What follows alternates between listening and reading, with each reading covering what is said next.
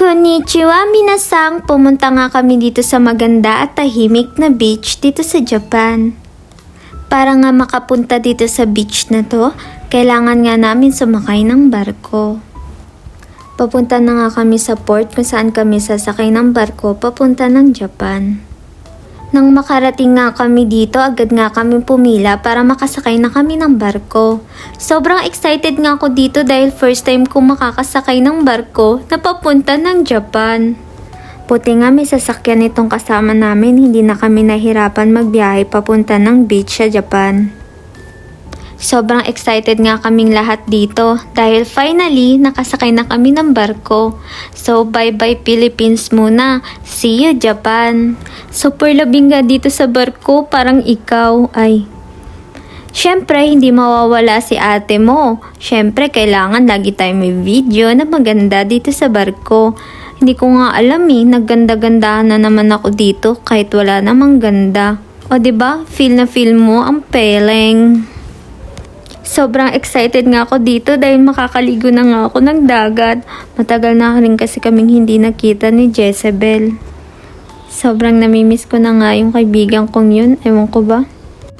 Hindi ko nga alam kung anong ginagawa ko dito at pinagsasabi ko, sige pakinggan nyo na nga lang.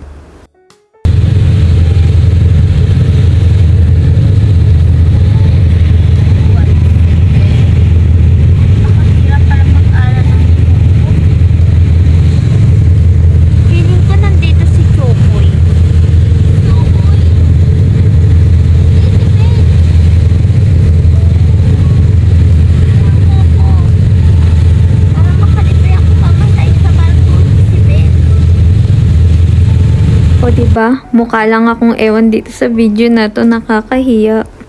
Eto na nga, nakababa na nga kami ng barko, hindi ko na nga nakuna ng video yon. Sobrang dilim nga dito sa dinadaanan namin, nakakatakot kasi nga province na yung pupuntahan namin. Sobrang nakakatakot, feeling ko tuloy may aswang na lang bigla. Tapos kamukha mo, Cherise! Malapit na nga kami sa destination namin at finally, nandito na nga kami. Buti nga mabait yung mag-asawa ditong kakilala namin at pinagluto nga kami ng lugaw dito. Ang sarap, 'di ba? Yung kakilala kasi namin Pinay dito nakapangasawa ng Hapon dito sa Japan nung siya'y nagtatrabaho pa dito.